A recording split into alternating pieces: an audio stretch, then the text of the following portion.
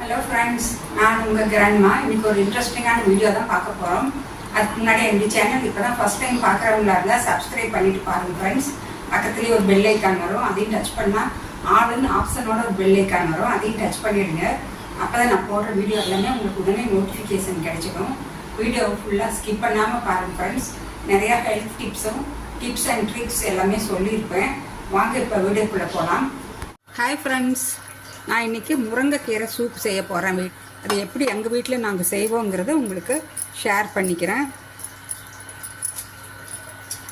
முருங்கைக்கீரையை நல்லா கழுவி ஒரு 2 கைப்பிடி அளவுக்கு போட்டுக்கிறேன். இந்த மாதிரி போட்டாலே ஒரு 2 பேர் 3 பேர் குடிக்கலாம். இதில் 1 டீஸ்பூன் சீரகம், தனியா ஒரு 1/2 டீஸ்பூன், ஒரு தக்காளி, ஒரு 2-3 பல்லு பூண்டு, 1/2 டீஸ்பூன் துவரம்பருப்பு, நல்லா 1 கிளாஸ் அளவுக்கு தண்ணி. இப்போ ஒரு 4-5 வெங்காயம், சின்ன வெங்காயம் இருந்தால் அதையே போட்டுக்கலாம். சின்ன வெங்காயம் இல்லைன்னா பெரிய வெங்காயம் ஒரு 1/4 வெங்காயம் போட்டுக்கலாம். மிளகு ஒரு 5-6 மிளகு பெப்பர் பால்ஸ், மஞ்சத்தூள் ஒரு 1/4 டீஸ்பூன். இப்போ தண்ணி ஏற்கனவே 1 டம்ளர் ஊற்றிருக்கேன்.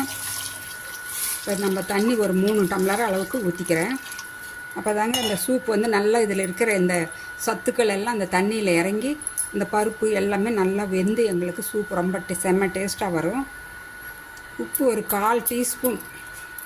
அப்புறம் நீங்கள் குடிக்கிறப்ப தேவைப்படுற உப்பு ஆட் பண்ணிக்கலாம். அவ்வளோதாங்க. இதை மூடி வச்சுட போகிறேன். நிமிஷமாக சூப் ரெடி ஆகிடும். ஒரு 7-8 விசில் கொடுத்துக்கலாம். இந்த பருப்பும் வெந்துடும், நம்ம கீரை, அந்த தக்காளி, பூண்டு, வெங்காயம் எல்லாமே நல்லா வெந்து எங்களுக்கு சூப்பு சூப்பராக இருக்கும். மூடி வச்சு ஒரு 7-8 விசில் கொடுத்துக்கிறேன். அப்புறம் பார்க்கலாம். ஓப்பன் பண்ணி பார்த்துடலாம்.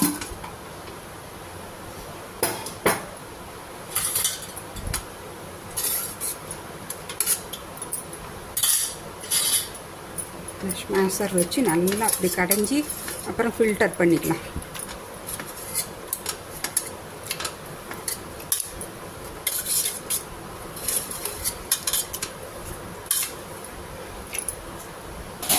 இப்போ நல்லா ஃபில்ட்ரு பண்ணி எடுத்தாச்சு. சூப்பராக முருங்கைக்கீரை சூப் ரெடி ஆகிடுச்சு.